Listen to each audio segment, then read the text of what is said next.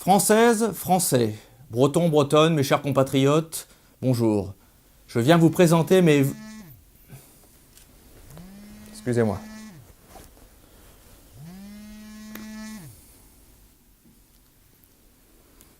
Allô?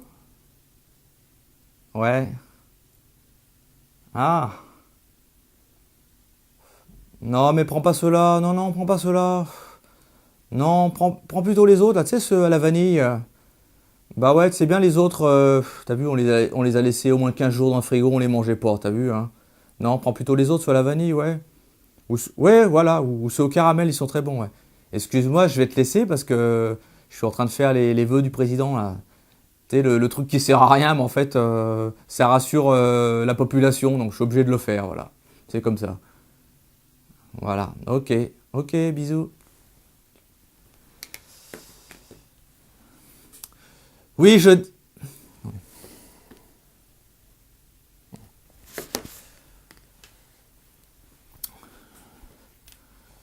disais donc, voici donc mes vœux pour l'année. Alors concernant le chômage et la pauvreté, que faire? Eh oui, oui, que faire?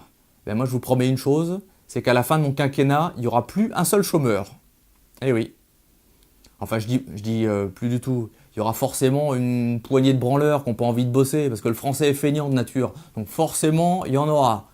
Mais je promets qu'il n'y aura plus de chômeurs à la fin de mon quinquennat. Comment je vais faire? En fait, j'en sais rien du tout. Non. Je ne veux pas dire que ça me préoccupe pas, mais bon, presque. Mais je promets, il n'y aura plus de chômeurs à la fin de mon quinquennat. Et puis donc la pauvreté, la pauvreté, qu'est-ce que vous voulez que je vous dise? Je suis président de la République, j'ai une bonne paye, une très bonne paye même, je vais avoir une super retraite de folie. La pauvreté, je suis loin de tout ça maintenant, ça fait longtemps que je vais plus faire mes courses chez Babou ou chez Lidl, hein. Et j'y vais pas en Fiat Panda, donc c'est fini tout ça. Bon, maintenant la pauvreté, je veux pas dire je m'en branle, mais un petit peu quand même.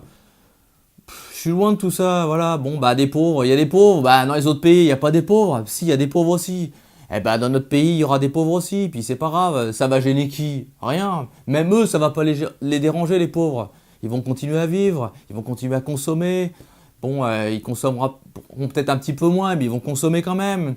Ils seront à crédit, ils seront à découvert tout le temps, mais ça va continuer. Bon, après tout, mes prédécesseurs, est-ce qu'ils ont fait quelque chose? Non, ils n'ont pas fait grand-chose. Donc pourquoi moi je me casserais le cul? Non. Donc on va laisser comme ça. Donc pour la pauvreté et le chômage, ouais, je promets, mais on verra. Je promets, voilà. Quand on voit même les trucs, les agriculteurs, bon, il paraît qu'un agriculteur qui crève de faim, qui se suicide toutes les semaines.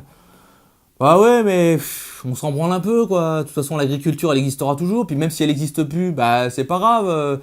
On ira acheter la bouffe ailleurs, mais on s'en sortira. De toute façon, les agriculteurs, ça intéresse personne. Donc, enfin, moi, personnellement, ça me dérange pas, hein. Donc, on va laisser comme ça, hein. De toute façon, mes prédécesseurs, ils ont rien fait. Pourquoi moi, je ferais quelque chose? Alors, j'ai même pas demandé de président. Donc voilà, on va faire comme ça. Je vais promettre, mais on verra. Voilà. Alors, concernant le terrorisme, alors là aussi, le terrorisme, pas facile, hein. Les attentats, oui, il y a des attentats. Dans les autres pays aussi, il y a des attentats. Qu'est-ce qu'on peut y faire? C'est comme prendre l'avion. Voilà, l'avion, de temps en temps, il y a un avion qui se plante. Bon, c'est spectaculaire, il y a plein de morts. Mais est-ce que ça empêche les gens après de prendre l'avion? Non, c'est le moyen le plus sûr, le moyen de transport le plus sûr. Là, c'est pareil. De temps en temps, il y a un attentat. Mais est-ce que c'est si gênant que ça? Non, c'est pas gênant. Bon, il y a des morts, c'est embêtant. Alors moi, ce que je promets, ce que je promets, c'est de condamner. À chaque fois qu'il y a un attentat, je condamne. Voilà. Je viens sur les lieux où il y a eu l'attentat et je compatis et je condamne. Parce que c'est pas bien de faire un attentat, c'est pas gentil. Donc ça, je condamne. Mais sinon, après, oui, évidemment, il y a des individus dangereux sur notre territoire, mais qu'est-ce qu'on peut y faire? Qu'est-ce que moi, je peux y faire? Vous les avez vus, vous, ces individus dangereux? Non? Moi non plus, voilà. Vous savez comment les attraper? Non, moi non plus. Il n'y a pas de frontières, donc de toute façon, on peut rien faire. Mais bon, dangereux, ça veut dire quoi dangereux? Parce que le mec, il fréquente des lieux bizarres ou parce qu'il a fait le djihad en Syrie, il est dangereux? Quelle preuve on a? Pas pour ça qu'il a une bombe sur lui. Qui le prouve? Absolument rien. Donc ce qu'il faut, c'est attendre, avant d'accuser quoi que ce soit, attendre que le mec il fait l'attentat. Quand on a fait l'attentat, là je note. Là je promets de noter. Lui, dangereux. Voilà, comme ça. Après, je ferai une liste de personnages qui étaient dangereux, qui ont commis un attentat. Et on dira, ah ouais, ceux-là, disons, ils étaient dangereux. Hein. Voilà. Ça, je peux le faire. Ça, c'est très bien. Ça, c'est une mesure. Je m'engage à faire ça. À noter tous les individus dangereux qui ont commis un attentat et qui ont fait plein de morts. Ça, il n'y a pas de problème. Alors, concernant l'insécurité, l'insécurité, c'est pareil. Je ne vais pas dire que je m'en bats les couilles, mais bon, je vis à l'Élysée, je suis protégé. Bah oui, c'est normal, hein, je suis quand même le président quelque part. Donc c'est normal que je sois protégé. J'ai plein de flics autour de moi. Je suis pas confronté à ça, moi, l'insécurité. Moi, je sais bien qu'il y a des quartiers chauds, des quartiers difficiles, qu'on peut pas rentrer dans les immeubles parce qu'il y a les dealers, que les filles se font violer, ou alors il faut qu'elles soient voilées, tout ça. Donc quoi, je suis concerné, moi? Bah rien, moi, je suis pas concerné par ça, moi, je suis pas touché par ça. Bah, pourquoi je ferais quelque chose? Est-ce que les autres ont fait quelque chose? Non. Bah, je sais pas, je crois que je vais rien faire. Bah, en fait, je vais laisser comme ça. Est-ce que ça va déranger qui que ce soit? Ça va déranger les gens? Bah non, on le sait. Bon, est-ce que ça nous empêche de vivre? Bah non, de consommer, de faire la fête, tout ça? Bah non.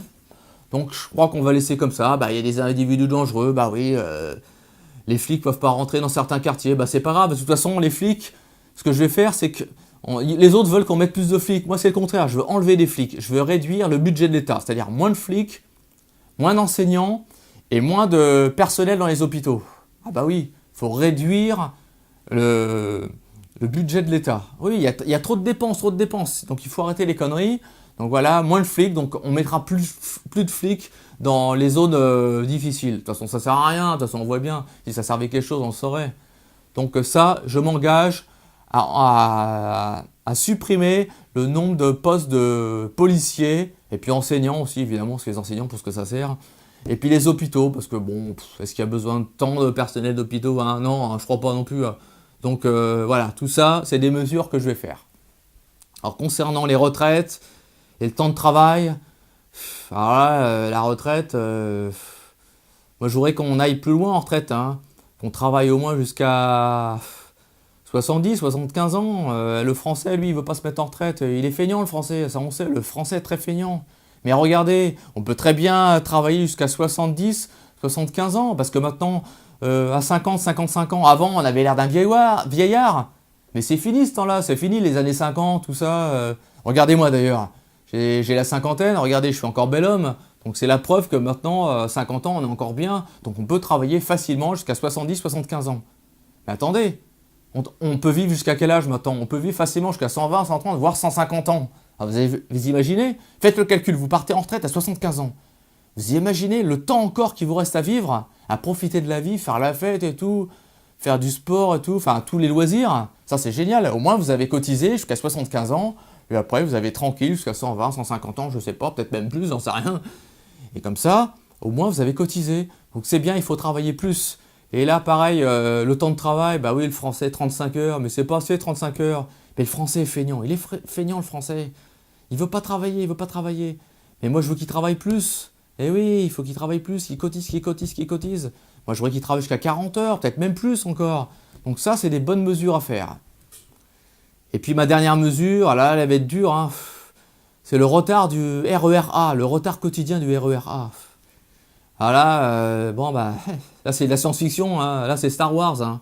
Ah là je suis désolé pour ça. Là je fais aucune promesse, je vous promets, je ferai rien parce qu'on ne peut rien faire. Voilà.